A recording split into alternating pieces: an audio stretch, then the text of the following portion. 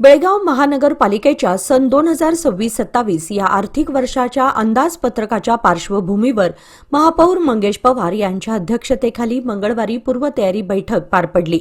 महापालिका सभागृहात झालेल्या या बैठकीत नागरिकांकडून सल्ला व सूचना जाणून घेण्यात आल्या।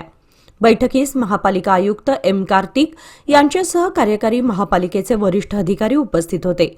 यावेळी बेळगाव सिटीजन्स काउन्सिलचे अध्यक्ष सतीश तेंडुलकर यांनी व्यापार, वाणिज्य आणि उद्योग क्षेत्राला चालना देण्यासाठी महापालिकेने विशेष प्रयत्न करावेत, तसेच कापड उद्योगाला गती देण्याची आवश्यकता असल्याचे मत मांडले। शहरवासियांच्या समस्या त्वरित सोडवण्यासाठी स्वतंत्र हेल्पलाईन क्रमांक सुरू करावा, सार्वजनिक मुतार्या व कचरा व्यवस्थापनाकडे लक्ष द्यावे अशी सूचना त्यांनी केली। वाढत्या पार्किंग समस्येच्या पार्श्वभूमीवर शहरात किमान 4 बहुमजली पार्किंग संकुले युद्धपातळीवर उभारावीत असा सल्लाही त्यांनी दिला। तसेच शहरातील स्मशानभूमींच्या विकासासाठी अंदाजपत्रकात निधीची तरतूद करण्याची मागणी करण्यात आली।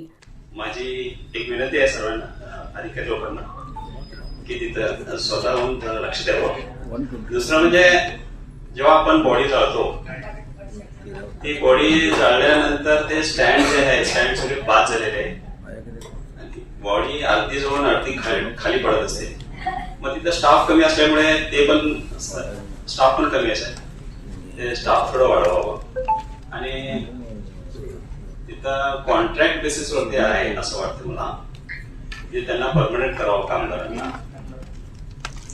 व फक्त सदाशिवनगरचं स्मशान तेवढं नाही, वडगावचं असू दे किंवा मुस्लिम स्मशान असू दे, बेळगावचं जेवढे काही स्मशान आहे ते हायटेक स्मशान करावं। बैठकीत मांडलेल्या सल्ला व सूचनांची नोंद घेण्यात आली। यानंतर बोलताना महापौर मंगेश पवार यांनी नागरिकांची मते आणि शहरातील समस्या जाणून घेण्यात आल्या असून त्यावर योग्य निर्णय घेण्यात येईल असे सांगितले। आमचं लक्ष त्यामुळे ते कोण वापरायला काय माहित नाही।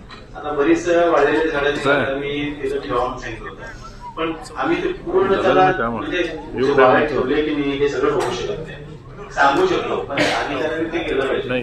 आता त्याच्यावरून मी अनेक सांगितलं होतं की नारळाची झाडे जी आहेत ती आमच्या बेळगावमध्ये 11,094 स्टडी केला होता। त्या झाडांच्या मी फांद्यापासून, त्याच्या पाल्यापासून जे झाडूची काळी झाडू तयार करा ते सांगितलं होतं।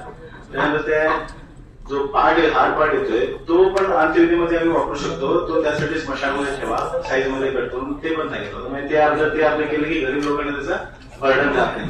त्या दृष्टिकोनाने मी प्रयत्न करायला ते चालू आहे, त्याच्यावर इम्प्लिमेंट ते 100% पूर्ण करण्याचा प्रयत्न मी नक्की करतो, कारण का ते तसं झालं तर तुम्ही सांगितल्याप्रमाणे गरीब लोकांना त्याचा उपयोग होतोय आणि जे लावारिस बॉडी जे असतात त्याला पण हे फार चांगलं होतं की बाबा त्यांना आम्ही लाकडांना कुठून आणतात, पुन्हा खिशावर न पडणं होता अशी लाकडं असलेली जाळून एक तर तो कचराही संपतोय आणि दुसरी गोष्ट म्हणजे त्याचं कामही होतं। म्हणजे दोन्ही पद्धतीनं ह्या अशा आम्ही विचार करून ते केलेलं आहे। त्याच्या आता आमचा कार्यकाळ संपला तरी मी याच्या पाठीमागे पुढे तुम्हाला निश्चितच सांगतो, मी पुढे याचा पाठपुरावा करतोच, कार्यकाळ संपला तरी।